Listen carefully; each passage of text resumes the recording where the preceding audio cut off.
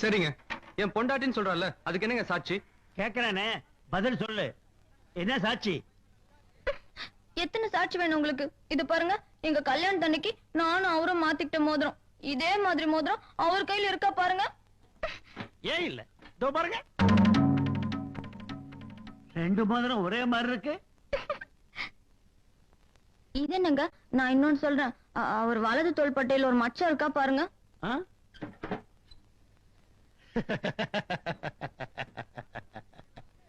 இருக்கு.